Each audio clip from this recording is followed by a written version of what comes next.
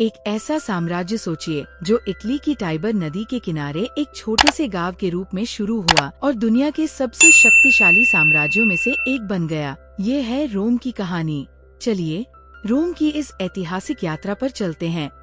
हमारी कहानी 753 ईसा पूर्व में शुरू होती है, जिसमें दो भाई रोम्युलस और रेमस शामिल है। इन दोनों को बचपन में छोड़ दिया गया था, लेकिन एक मादा भेड़िए ने इन्हें पाल लिया। बड़े होकर दोनों भाइयों ने एक शहर बसाने का सपना देखा, पर रोम्युलस और रेमस के बीच झगड़ा हो गया और रोम्युलस ने रेमस को मार दिया। फिर उसने शहर का नाम अपने नाम पर रखा, रोम। इस घटना ने रोम के चरित्र को आकार दिया, एक ऐसा शहर जो शक्ति और महत्वाकांक्षा की पहचान बना। जैसे जैसे रोम बढ़ा, उसने राजाओं से छुटकारा पाकर एक गणराज्य की स्थापना की, जहां सीनेटर और अमीर परिवार शासन करते थे। 509 ईसा पूर्व में गणराज्य की नींव पड़ी, जिसमें कौंसल, जनप्रतिनिधि और सीनेटर थे। रोम के नेता महत्वाकांक्षी थे और वे विजयी होना चाहते थे। इसीलिए रोम ने कार्थेज के खिलाफ प्यूनिक युद्ध लड़ा और विजय प्राप्त की। पर रोम के भीतर सामाजिक समस्याएं बढ़ने लगी। अमीर और गरीब के बीच का अंतर बढ़ता गया और लोगों में असंतोष फैलने लगा। यही असंतोष भविष्य के संघर्षों की नींव बन गया।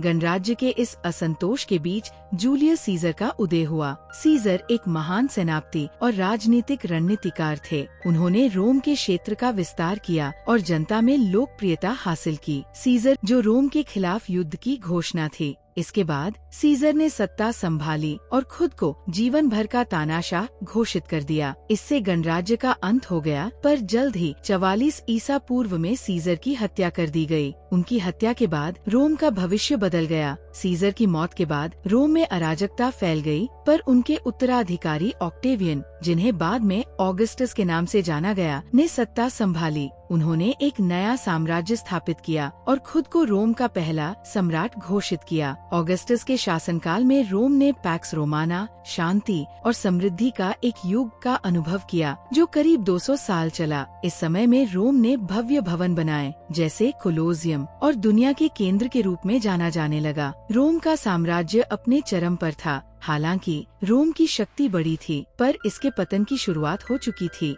साम्राज्य इतना बड़ा था कि उसे बनाए रखना मुश्किल हो गया। बाहरी जनजातियां रोम की सीमाओं पर हमला करने लगीं और भीतर भ्रष्टाचार बढ़ता गया। साम्राज्य को दो हिस्सों में बांट दिया गया, पश्चिमी और पूर्वी रोमन साम्राज्य, ताकि इसे संभालना आसान हो सके। लेकिन ये विभाजन भी पतन को रोक नहीं सका। 476 ईस्वी में रोम को एक बर्बर सेना ने लूट लिया, जिसका नेतृत्व ओडोएसर कर रहा था। इस घटना को पश्चिमी रोमन साम्राज्य के अंत का प्रतीक माना गया। हालांकि पूर्वी रोमन साम्राज्य बीजांटिन साम्राज्य के रूप में कुछ और सदियों तक चलता रहा। रोम की विरासत आज भी जीवित है। रोम की कहानी सिर्फ उत्थान और पतन की नहीं है, ये पश्चिमी सभ्यता की नींव है। रोम का इतिहास हमें ये सिखाता है कि दुनिया के सबसे ताकतवर साम्राज्य भी पतन से अछूते नहीं हैं। रोम एक छोटे से गांव से शुरू हुआ, शक्ति और नवाचार के कारण विस्तृत हुआ और अंत में अपने ही भार तले ढह गया।